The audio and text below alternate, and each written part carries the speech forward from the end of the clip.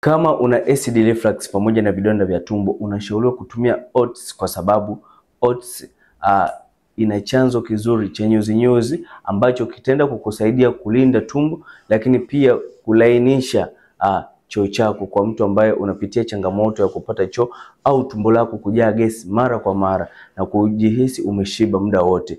Lakini kitu cha pili, oats zitaenda kukusaidia kwenda kufyonza tindikali iliyopo ndani ya tumbo, lakini pia kurudisha zile gastric gland katika hali yake ya kawaida ili ziweze kuzalisha acid ya kawaida kwa ajili ya kuvunja chakula tu.